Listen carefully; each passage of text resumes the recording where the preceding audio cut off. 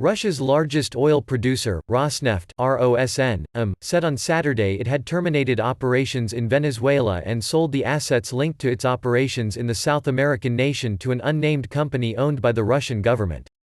The impact of the move, announced at a time when oil prices are languishing at around $25 per barrel, on Rosneft's upstream joint ventures with Venezuelan state oil company Petróleos de Venezuela was not immediately clear. The U.S. government has ramped up pressure on Venezuelan President Nicolás Maduro's government, including imposing sanctions on two Swiss-based Rosneft units, Rosneft Trading and TNK Trading International, that Washington said provided PDVSA a lifeline by acting as intermediaries for its crude. The change of ownership announced on Saturday means any future U.S. sanctions on Russian-controlled oil operations in Venezuela would target the Russian government directly. Russia, via the state company Rosneftgaz, owns slightly over 50% of Kremlin-controlled Rosneft's capital. International shareholders include BP, which has 19.75%, and Qatar via QH Oil Investments LLC, which owns another 18.93%. By withdrawing from Venezuela and passing its assets to an entity owned by Moscow, Rosneft, headed by Igor Sechin, a close ally of President Vladimir Putin, transfers the risks related to its Venezuelan operations to the Russian government. The U.S. State Department did not immediately respond to a request for comment. Rosneft spokesman Mikhail Leontiev told Reuters the decision to terminate operations in Venezuela was meant to protect the company's shareholders. "We defended the interests of our shareholders and did it in an effective way," Leontiev said. "And to whom the risks go is not an issue for us. The main thing is that the risks are leaving us." Rosneft would not disclose the name of the company to which it had sold its Venezuelan operations. A spokesman for the Russian government confirmed it had purchased Rosneft's operations in Venezuela, but declined to say what company was involved in the deal. Rosneft Trading and TNK took more than a third of Venezuela's oil exports in 2019, allowing PDVSA to continue crude shipments even after U.S. sanctions imposed on the company left many traditional customers unwilling to work with it.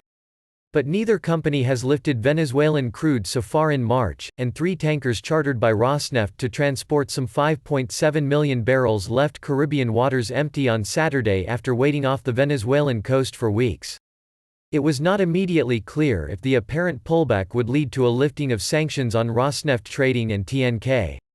The Treasury Department has said it will consider lifting sanctions for those who take concrete, meaningful, and verifiable actions to support democratic order in Venezuela. "Now it is our right to expect the fulfillment of the promises that were made publicly by American regulators," a Rosneft representative said. Along with some other Russian companies and individuals, Rosneft has been under U.S. financial and technological sanctions since 2014, after Moscow annexed Ukraine's Crimea region.